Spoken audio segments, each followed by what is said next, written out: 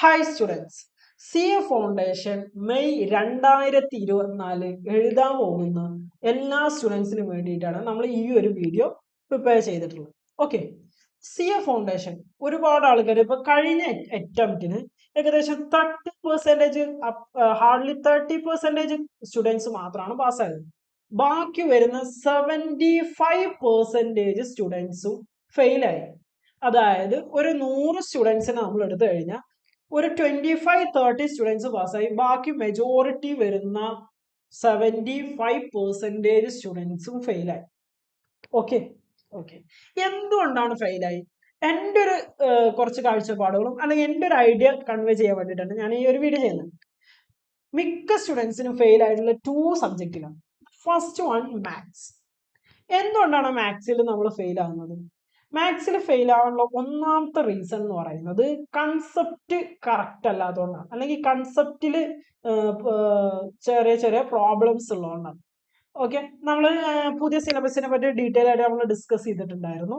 Okay, ഇപ്പൊ നമ്മൾ മാത്സിലോട്ട് വരുമ്പോൾ മാത്സ് എന്ന് പറയുന്നത് ടോട്ടൽ 100 മാർക്സിനാണ്. അതിൽ 40, 20, 40 ഓക്കെ അങ്ങനെയാണ് വരുന്നത്, നിങ്ങൾക്ക് അറിയുന്ന പോലെ. ഓക്കെ, 100 മാർക്സിൽ പറഞ്ഞാൽ ശരിക്കും ഒരു കണ്ടിന്യൂസ് ടോപ്പിക്കാണ്. അതായത് നമുക്ക് ഇവിടെ പഠിക്കുന്ന ടോപ്പിക്സ് മാത്രം നമ്മൾ ഡീൽ ചെയ്താൽ പോരത്, നമുക്ക് മാത്സ് പാസ്സാവാം. അതായത് നമ്മൾ മുമ്പ് പഠിച്ചതുകൊണ്ട് നമ്മളെ ഡിപ്പെൻഡ് ചെയ്യും. +1 +2 മാത്സ് പഠിച്ച ആൾക്കാർക്ക് ഒന്നുകൂടെ കൺവീനിയന്റ് ആയിരിക്കും നമുക്ക് പാസ്സാവാൻ വേണ്ടിയിട്ട്. കാരണം അവർ ആൾറെഡി പഠിച്ചിട്ടുള്ള മാത്സിന്റെ ഒരു കണ്ടിന്യൂഷൻ ആണ് ആക്ച്വലി സി എ ഫൗണ്ടേഷൻ, അല്ലെങ്കിൽ ഒരു റിപ്പീറ്റേഷൻ ആണത് സി എ ഫൗണ്ടേഷനിലെ മാത്സ്. അപ്പൊ സി എ ഫൗണ്ടേഷനിൽ ഒരു ചാപ്റ്റർ ആണ് നമ്മുടെ ഈ ഡിഫറൻഷ്യൽ ആൻഡ് ഇന്റഗ്രൽ കാൽക്കുലസ് എന്നാണ്. മിക്ക സ്റ്റുഡൻസ് ഇത് പഠിക്കാറില്ല. കാരണം അതൊരു നോർമൽ ഫസ്റ്റ് ആയിട്ട് 10th ശേഷം ഇപ്പൊ മാത്സ് പഠിക്കുന്ന ഒരാളെ സംബന്ധിച്ചോളം ഇറ്റ് ഈസ് വെരി ഡിഫിക്കൽട്ട് പഠിക്കാനും സ്കോർ ചെയ്യാനും. കാരണം അതിന്റെ എന്താണ്, അതിന്റെ നമ്മുടെ വെയിറ്റേജും കമ്പാരിറ്റീവ്ലി കുറവാണ്. ഓക്കെ, അപ്പൊ നമുക്ക് അങ്ങനത്തെ ടോപ്പിക്സ് ഒക്കെ നമുക്ക് അവോയ്ഡ് ചെയ്യാന്നല്ലാതെ ബാക്കിയുള്ള ടോപ്പിക്സ് ഒക്കെ നമ്മൾ എന്ത് ചെയ്യണം, നിർബന്ധമായിട്ടും പഠിക്കണം. ഓക്കെ, അപ്പൊ ഒന്നാമത്തെ മാത്സ് ഇപ്പൊ ഫ്രാക്ഷൻ പോലും ആഡ് ചെയ്യാൻ പറ്റാത്ത, അതുപോലെ തന്നെ ബോർഡ് മാസ് എന്ന് പറയുന്ന റൂൾസ് ഒന്നും അറിയാത്ത ഒരുപാട് സ്റ്റുഡൻസ് ഉണ്ട്. അവർക്ക് ബേസിക്സിൽ ഒരുപാട് ഇഷ്യൂസ് ഉണ്ട്.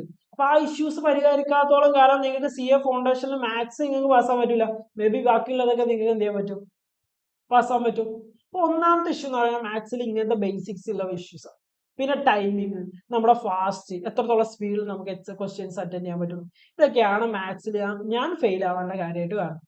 മേ ബി പഠിച്ച ആളുകളെ കുറിച്ച് അറിയാം, ഇപ്പൊ പഠിക്കാത്തവരെ കുറിച്ച് നമ്മൾ ഡിസ്കസ് ചെയ്യുന്നില്ല. അതായത് ഇപ്പൊ കുറച്ച് ചാപ്റ്റേഴ്സ് സ്കിപ്പ് ചെയ്യില്ല, പഠിച്ചിട്ട് നമുക്ക് കിട്ടാത്തതിന്റെ റീസൺസ് ഇതൊക്കെയാണ് മെയിൻ ആയിട്ടും. അപ്പൊ എവിടെയാണ് നമ്മുടെ പ്രോബ്ലം എന്ന് ഐഡന്റിഫൈ ചെയ്തിട്ട് എന്ത് ചെയ്യണം, അതിനുള്ള സൊല്യൂഷൻ ആണ്. ഓക്കെ, നിങ്ങൾക്ക് ഇനി എനിക്ക് അറിയുന്നില്ല എവിടെയാണ് എന്റെ ഇഷ്യൂസ് എന്ന്. നമുക്ക് എക്സാമുകൾ കണ്ടക്ട് ചെയ്ത് കഴിഞ്ഞാൽ മനസ്സിലാവും. അതിനാണ് എക്സാംസ് ഉള്ളത്. എക്സാംസ് എഴുതുമ്പോൾ നമുക്ക് മനസ്സിലാവും, ഇന്ന ഇവിടെയാണ് എനിക്ക് എന്ത് ചെയ്യുന്നത്. ചിലപ്പോൾ ടൈമിങ്ങിലൊക്കെ ചിലപ്പോൾ അരമണിക്കൂർ നമുക്ക് ഒരു ക്വസ്റ്റ്യൻ അത്ര എടുക്കാൻ പറ്റത്തുള്ളൂ, നമ്മൾ 1 മണിക്കൂർ കൊണ്ടായിരുന്നു കംപ്ലീറ്റ് ചെയ്യും. കാര്യമുണ്ടോ? ഇല്ല, നമുക്ക് അലോട്ട് ചെയ്ത സമയം കൊണ്ട് നമുക്ക് തീർക്കാൻ പറ്റില്ല. ചിലപ്പോൾ നമ്മുടെ പ്രശ്നം എന്ന് പറയുന്നത് ബേസിക്സ് ആയിരിക്കും, ആഡ് ചെയ്യാൻ അറിയുന്നുണ്ടാവില്ല. ചിലപ്പോൾ നമ്മൾ ചെയ്ത് വരുമ്പോൾ നമുക്ക് ചില സ്റ്റെപ്പിൽ സ്റ്റോപ്പ് ആയി പോകുന്നു. ദാറ്റ് ഈസ് പ്രശ്നം. അപ്പൊ എന്താണ് പ്രശ്നം എന്ന് ഐഡന്റിഫൈ ചെയ്ത് അതിന് കറക്റ്റ് സൊല്യൂഷൻ കാണും. ദ സെക്കൻഡ് വൺ ലോ ആണ്. കൂടുതൽ സ്റ്റുഡൻസ് ഫെയിൽ ആവുന്ന അനദർ സബ്ജക്ട് എന്ന് പറയുന്നത് ലോ ആണ്. എന്തുണ്ടല്ലോ ലോയില് ഒന്നാമത്തെ റീസൺ എന്ന് പറയുന്നത് നമ്മൾ ഇത്രയും കാലം പഠിക്കാത്ത ഒരു സബ്ജക്റ്റ് ആണ് ലോ. അപ്പൊ ലോക്ക് ലോയുടേതായിട്ടുള്ള ഒരു ലാംഗ്വേജ് ഉണ്ട്, അല്ലെങ്കിൽ അതിനൊരു സ്റ്റൈൽ ഉണ്ട്. ആ സ്റ്റൈലിലോട്ട് നമ്മൾ വരണം. അതുപോലെ തന്നെ ഡെഫിനിഷൻസും സെക്ഷൻസ് ഒക്കെ ഒന്നുകൂടെ പഠിക്കുക വെച്ചാൽ വളരെ മനോഹരം. ഞാൻ സെക്ഷൻസ് ഒക്കെ പഠിച്ചിട്ടുണ്ടായിരുന്നു സി എ ഫൗണ്ടേഷൻ പഠിക്കുമ്പോൾ തന്നെ. ഓക്കെ, അപ്പൊ നിങ്ങൾക്ക് എന്ത് ചെയ്യാൻ പറ്റും, സെക്ഷൻസ് ഒക്കെ പഠിച്ച് ഡെഫിനിഷൻസ് ഒക്കെ പഠിച്ച് അതിനാ വായിച്ച് നമുക്ക് ആ ഒരു ടെസ്റ്റ് വായിച്ചുള്ള ഒരു നോളജ് ആണ്. ഓക്കെ, അപ്പൊ നമുക്ക് എൻ്റെ ഒരു സ്റ്റൈൽ ഉണ്ട് ലോക്ക്. ഓക്കെ, ആ ഒരു എഴുത്തിനൊക്കെ. ഓക്കെ, നിങ്ങൾ ആ സെന്റൻസ് ഒക്കെ നോക്കിക്കഴിഞ്ഞാൽ നിങ്ങൾക്ക് കറക്റ്റ് ആയിട്ട് മനസ്സിലാക്കും. ആ സ്റ്റൈലിലോട്ട് നമ്മുടെ എഴുത്തും വന്നു കഴിഞ്ഞാൽ ഓട്ടോമാറ്റിക്കലി നമുക്ക് എന്ത് ചെയ്യും, നല്ലൊരു സ്കോർ ലോയിൽ പഠിക്കാൻ പറ്റും. പിന്നെ അക്കൗണ്ട്സിൽ ഫെയിൽ ആവുന്നത് ഞാൻ കണ്ടിട്ടുള്ളത് വളരെ കുറവാണ്. അക്കൗണ്ട്സിൽ ഫെയിൽ ആവുന്ന പറയുന്നത് അക്കൗണ്ട്സ് നമുക്ക് പെട്ടെന്ന് ഇതാണ്. ഇപ്പൊ കമ്പനി അക്കൗണ്ട്സ് ഒക്കെ വെരി സിമ്പിൾ ആണ്. കൺസെപ്റ്റ് നമ്മൾ കോംപ്രമൈസ് ചെയ്യരുത്. അക്കൗണ്ടിങ് ഒരു കാരണവശാലും കൺസെപ്റ്റ് കോംപ്രമൈസ് ചെയ്യും. കൺസെപ്റ്റും അത്യാവശ്യം നന്നായിട്ട് എല്ലാ ചാപ്റ്റേഴ്സും കുറച്ച് പഠിച്ചിട്ടുണ്ടെന്നുണ്ടെങ്കിൽ, കുറച്ച് അത്യാവശ്യം ക്വസ്റ്റ്യൻസ് പ്രാക്ടീസ് ചെയ്താൽ അക്കൗണ്ട്സ് തീർച്ചയായിട്ടും ജയിച്ചു. ഓക്കെ, ദ ലാസ്റ്റ് വൺ എക്കണോമിക്സും വലിയ പാടൊന്നുമില്ല. ഓക്കെ, ഈ എക്കണോമിക്സ് ഇതൊക്കെ ഒബ്ജക്റ്റീവ് അല്ലേ, സോ നിങ്ങൾക്ക് ഈസിലായിട്ട് സ്കോർ ചെയ്യാൻ പറ്റും. കുറെ തിയറി സബ്ജക്റ്റാണ്, പിന്നെ ഒബ്ജക്റ്റീവ് ആണ്. എക്കണോമിക്സ് ഞാൻ അത്ര കൂടുതൽ ഫെയിൽ ആവുന്ന സ്റ്റുഡൻസിനെ കണ്ടിട്ടില്ല, മിക്ക ആളുകളും പാസ്സാവാറുണ്ട്. ഓക്കെ, അപ്പൊ നിങ്ങളുടെ പ്രശ്നം എവിടെയാണെന്ന് മനസ്സിലാക്കി അതിനൊന്ന് ഡെഡിക്കേറ്റ് ചെയ്തിട്ട് നമുക്കൊരു 100 days പ്ലാൻ ഉണ്ടാക്കിയല്ലോ. ഓക്കെ, നമുക്കൊരു വരുന്നപ്പോ ഒരു എക്സാമ്പിൾ നമ്മൾ ഇപ്പോൾ ഒരു 100 days പ്ലാൻ ചെയ്യാന്ന് വിചാരിക്കും. ഫെബ്രുവരി 25 സ്റ്റാർട്ട് ചെയ്യുകയാണെന്നുണ്ടെങ്കിൽ 5 days നമുക്ക് ഫെബ്രുവരിയിൽ കിട്ടും. മാർച്ചിൽ 31, ഏപ്രിൽ 30, മെയ്യിൽ 31, ജൂണിൽ 3, അങ്ങനെ ഒരു 100 days. ബാക്കി ഒരു 24th ജൂൺ സ്റ്റാർട്ട് ചെയ്യുന്ന എക്സാം.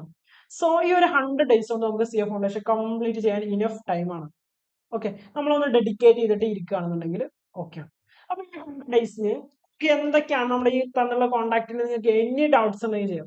ഓക്കെ, അപ്പൊ നമ്മളൊരു പ്രോഗ്രാം കണ്ടക്ട് ചെയ്യുന്നുണ്ട്, അതായത് ഓരോ ദിവസം എന്തൊക്കെ പഠിക്കണം, ഓരോ വീക്കിലി എന്തൊക്കെ നമ്മൾ എക്സാംസ് കണ്ടക്ട് ചെയ്യണം, എങ്ങനെയൊക്കെയാണ് നമ്മുടെ പ്രശ്നം, എവിടെയാണ് ഐഡന്റിഫൈ ചെയ്യുന്നത്. കാരണം ഇത് ക്ലാസ് എടുക്കുന്നത് നമ്മൾ വീണ്ടും ക്ലാസ് കേൾക്കുന്നതിനെ പറ്റിയിട്ടല്ല പറയുന്നത്, നമ്മുടെ പഠനം അല്ലെങ്കിൽ ഒരു റെസിഡൻഷ്യൽ ക്യാമ്പ് പോലെ എങ്ങനെയാണ് നമ്മൾ സെറ്റ് ചെയ്യേണ്ടത്.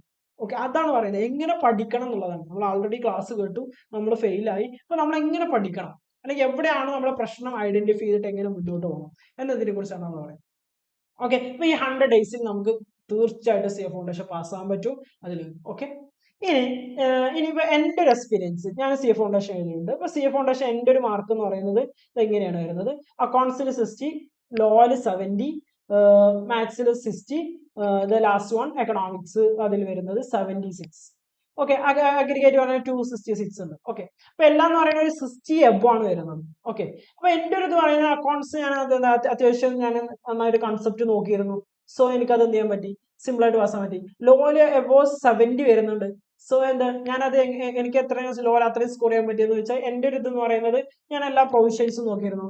എന്നെ കൊണ്ട് പറ്റുന്ന മാക്സിമം സെക്ഷൻസ് ഞാൻ പഠിച്ചിട്ടുണ്ടായിരുന്നു. അതുപോലെ തന്നെ അത്യാവശ്യം ഞാൻ വായിച്ചു എൻ്റെ ആ ലാംഗ്വേജ് അത്യാവശ്യം കുഴപ്പമില്ലാത്ത രീതിയിൽ ഞാൻ എന്ത് ചെയ്യുന്നു, പ്രസന്റ് ചെയ്തിട്ടുണ്ട്.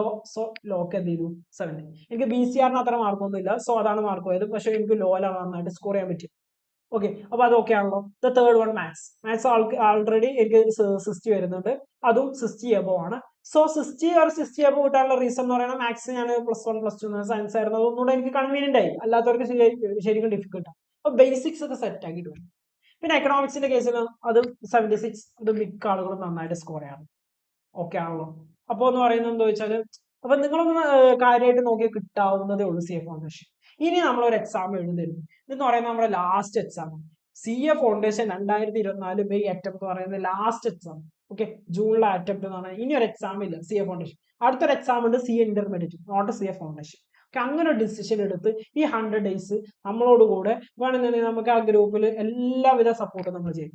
ഓക്കെ, നിങ്ങൾക്ക് അതുപോലെ തന്നെ ആഡഡ് ആയിട്ടുള്ള ഒരുപാട് ടോപ്പിക്സ് ഉണ്ടല്ലോ, അപ്പൊ അതിന്റെ ക്ലാസ്സസ് ഒരുപാട് ആൾക്കാർക്ക് വേണ്ടി വരും. ഓക്കെ, അപ്പൊ ആ ആഡഡ് ആയിട്ടുള്ള ക്ലാസ്സസ് നമ്മൾ പ്രൊവൈഡ് ചെയ്യുന്നുണ്ട്. ഓരോ ദിവസം എന്ത് പഠിക്കണം എന്നുള്ള ഡീറ്റെയിൽ ആയിട്ട് നമ്മൾ സപ്പോർട്ട് ചെയ്യുന്നു. ഓക്കെ, അപ്പൊ അതിനൊക്കെ വേണ്ടിയിട്ട് എന്ത് ചെയ്താൽ മതി, ഈ തന്നിരിക്കുന്ന കോൺടാക്റ്റിൽ നിങ്ങൾ കോൺടാക്ട് ചെയ്താൽ മതി. ഓക്കെ, എല്ലാവിധ നമ്മൾ സപ്പോർട്ടും ചെയ്തു തരുന്നതാണ്. ഓക്കെ, ഞാൻ പറഞ്ഞൊക്കെ അണ്ടർസ്റ്റുഡ് ആണെന്ന് വിചാരിക്കുന്നു. ഇനി നമ്മളിങ്ങനെ കുറെ റിപ്പീറ്റ്, നമ്മൾ എൻ്റെ ഒരു ഇത് വെച്ച് പറയാണ്, നമ്മൾ റിപ്പീറ്റ് ചെയ്യുന്നത് നമ്മൾ വീണ്ടും ലോസ് ആവാൻ, നമ്മൾ പിന്നെ അത് വിട്ടുപോകാനാണ് ചാൻസ്. ഓക്കെ, ഒരുപാട് ആൾക്കാർ എന്ത് ചെയ്യുന്നുണ്ട്, CA എന്നുള്ള പരിപാടി നിർത്തിയിട്ട് വേറെ പരിപാടി പോകുന്നു. സോ നമ്മൾ പാസ് ആവണമെങ്കിൽ എത്രയും പെട്ടെന്ന് പാസ് ആവും, ദാറ്റ് ഈസ് ബെറ്റർ. ഓക്കെ, അതിന് വേണ്ടിയിട്ട് നമ്മൾ ഒരു അറ്റംപ്റ്റ് ഡെഡിക്കേറ്റഡ് ആയിട്ട് ചെയ്ത് കഴിഞ്ഞാൽ നമ്മളോട് തീർക്കാൻ പറ്റുന്നതേ ഉള്ളൂ CA foundation. Okay okay, that's for ഏതായാലും എല്ലാവർക്കും ഓൾ ദി ബെസ്റ്റ്. ഓക്കെ, അപ്പൊ എന്ത് ചെയ്യണം, ജോയിൻ ചെയ്യാൻ മറക്കണ്ട, നമ്മുടെ ഈ നമ്പറിൽ കോൺടാക്ട് ചെയ്താൽ മതി. All the best, thank you.